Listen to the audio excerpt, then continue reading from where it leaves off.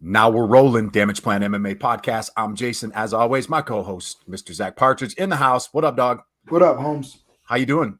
We're good, baby. Is that your Tooele Yeah. Martial Arts Academy shirt? Yep. Go That's old pretty dope, Tooele. man. Pretty Tooele. dope, dude. Do you hear the thunder? It's like thundering outside at my house. Nobody hears the thunder. You're hearing It's things. loud. They're being crazy. We got some anyways, over here. Yeah. So we're having another Fighter Spotlight podcast today. We're welcoming Mr. Ray Ostrander, who will be fighting next Saturday, April 30th, Fierce Fighting Championship at the Maverick Center. If you have not got your tickets yet, go to the website, fiercefightingchampionship.com. Click on Ray's picture, support Ray or any of your other fighters that you're a fan of or friends of.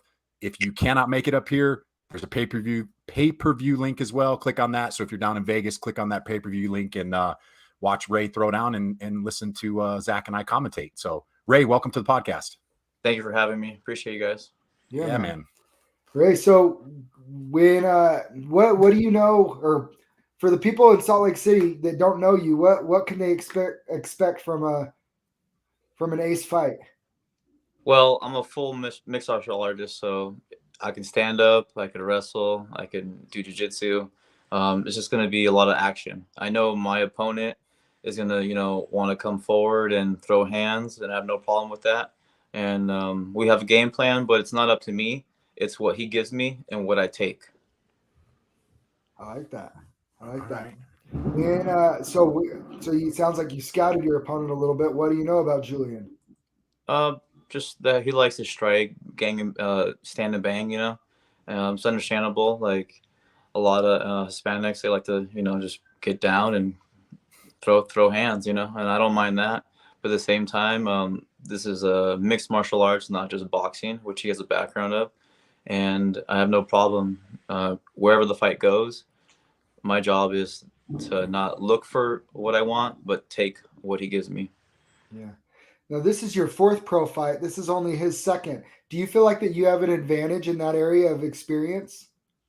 I believe so. My last two opponents, they're actually in the UFC, so I'm not fighting any chumps. I know he's a good opponent also. Yeah. He was the number one featherweight in Utah before he turned pro. So I'm not fighting no chumps. I'm fighting, that's the only way you can get better is by challenging people and not going out of your comfort zone. Yeah, I was going to say I looked at your Tapology and Yeah. fighting guys that are in the UFC now. I mean, you might not have the quote unquote like sexiest record in the world, but this is MMA and this isn't boxing where you get to just kind of like fight nobodies to like build your record and then take like a tough fight. Like there's tough if you're doing the right things, you're in tough fights all the way through, right? So how do you think does that give you confidence that even though maybe you have a couple losses, that at least they're the guys that are at that next level of where you're trying to be? Definitely. I made some mistakes in those fights, and I've been training the whole time. Last year, I had possibly 4 fights, and the 5th one was the one against my last opponent. It got dropped. So I was, focused last year pretty much in fight camp half the year. So I've been ready to throw down and show my skills. And of course, they were against top opponents. But at the same time, I'm ready. So whatever he brings, I have an answer for that. Ray, you're out of Vegas. So where are you training at down there? I train at Silverback Fight Team with my coach, Steve Pellerino, and my coach, Greg. Okay. So he's got a background with Carlson Gracie, legendary. Has a black belt with them. Also my coach, Greg. He's also used to do fighting K1, Steve Pellerino. And, obviously boxing skills, everything, wrestling. So, we have it pretty much matched up. And being in Vegas, the fight capital of the world, there's a lot of different places I do train, not just at my own gym. So and that's a good thing about the fight community here. It's not all about like, oh, you fought this guy, blah, blah, I can't train with you. Everybody's here to make each other better. And that's what we're here for, just to put on the show for the fans that don't understand how it is. They step in the cage. Yeah. One thing that's interesting, I had this conversation. There's a young up and comer at our gym that he'll be on some he'll be on in a big show real soon, and he's very talented. Been training his whole life, and we talked about the old school mentality of like you just stay at just your gym, and you don't cross chain because they're rivals or whatever. And now it's like, maybe it's okay to like, you're not disrespecting your gym or your coaches by going and getting work in other places.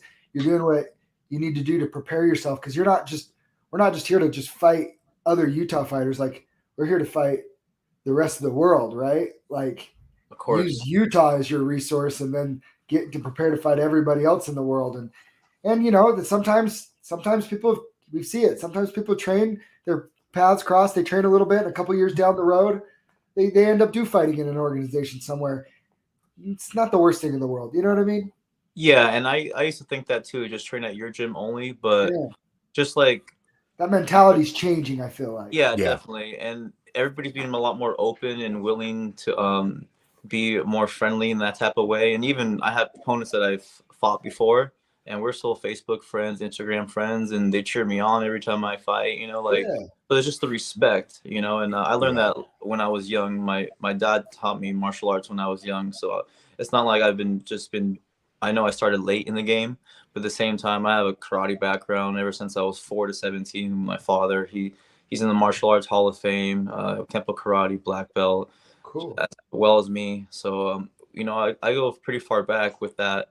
But that mentality I do respect and understand.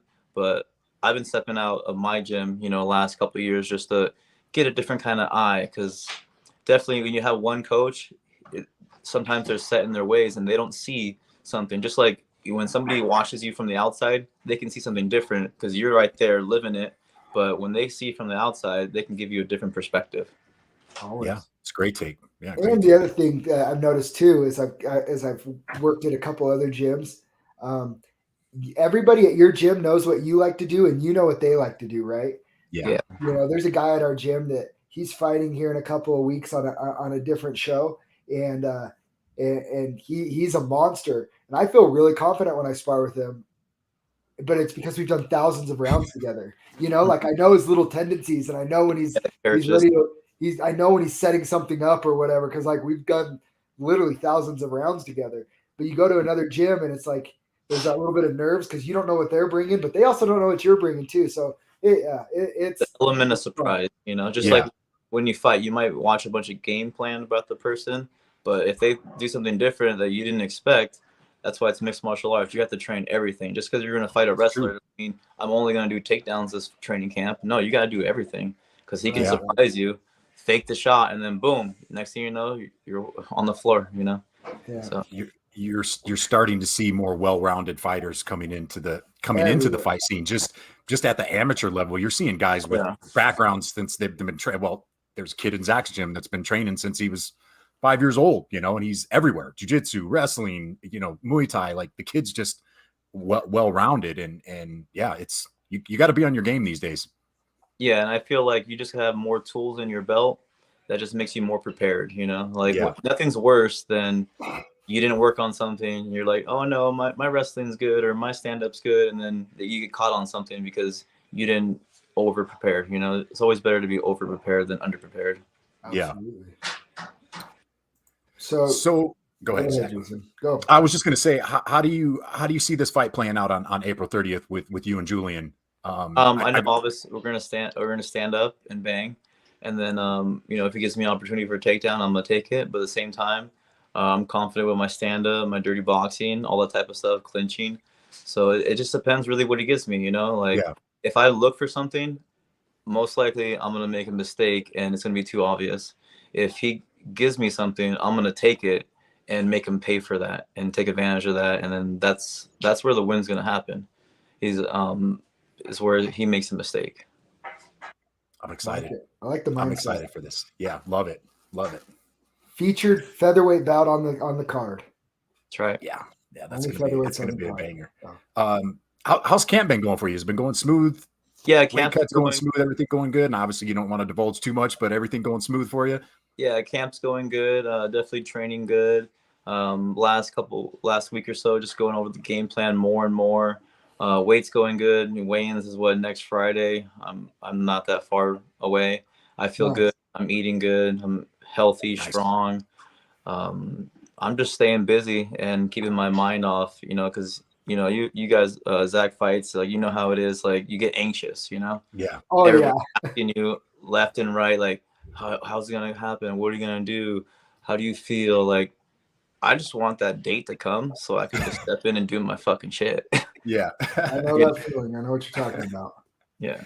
Yeah, there's a kid from my gym that's fighting on the same card, and just watching him the last week, it's like, yeah, he's you guys are ready to go right now. Like, let's just get it there. Zone, you know? And like, Yeah. even like some of my teammates were trying to be, you know, funny or whatever, like make some jokes, and they're like, hey, smile. And I'm like, no, I'm focused. Like, Yeah. it's game time, you know, like we're a week away. Like, it's game time. Like, yeah, it was kind of fun like last month, a couple weeks ago, like, you know, laughing Yeah. and joking, but now it's like I have a job to do, and my job as a professional is to make weight first, which is easy, but at the same time is stick to the game plan and do your job. Once you get in there, don't freeze up and just handle your shit. And that's why we go over and over training, doing the same drills, you know, and different partners. I'm training sometimes twice a day, not overworking myself, but at the same time, just, you know, making it muscle memory. So when it happens in the fight, you're gonna be like, man, that was so easy. Like, yeah, because you've been fucking drilling that shit forever. Yeah. Man, I love the mindset, Ray. Seems like you're ready to roll. Okay, so you can't say I'm gonna see the fight ending with my hand raised. How do you see the fight ending on April 30th? You can pick you can pick anything. You can say I'm gonna jump off the top rope and, you know, flying elbow. I'm very humble. I'll probably just, you know, put my hand in the air and just smile, you know, like once they raise my hand, there's no better feeling. And then obviously get a victory picture with my coaches. Cool. I love it, man. I love it. Are there any sponsors you want to give a shout out to? Anybody you want to give a shout out to before we let you get out of here? Yeah, of course. You know, my gym, Silverback Fight Team, wouldn't be where I am now without, you know, my teammates, my coaches pushing me. And it's been a tough journey the last couple fights, but at the same time, you know, I ain't no quitter. I'm here just to persevere, which my dad taught me a long time ago when I was younger. Is that we just keep fighting, no matter how many times you get knocked down, you just keep fighting. You get up and you fucking hit them back, you know. And the main thing also is other greens and proteins, which my coach, he partially owns that. So I appreciate them for giving me work and also helping me out.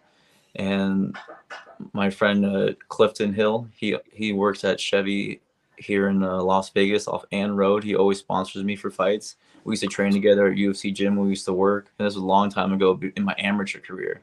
And he's still following me, helping me out. So it's good to have, you know, good people. And of course, my father too. He just retired. He had his karate studio open for 27 years and American Academy of Self-Defense. That was in California, but he just retired. He's 68 years old. You know, he definitely deserved it. And he served 25 years in the Army. So it's like, nice. Oh, cool. It's just no stopping in the Ostranders. We just keep going. I love it, man. I'm excited. Hey, if you guys haven't got your tickets yet, fiercefightingchampionship.com. Make sure you click on your fighter, click on Ray's name, support Ray, get the pay-per-view link. We will see you guys next weekend at the Maverick Center, April 30th. Ray, thanks for joining us. Of course. Thank you, guys. See you later, Jay.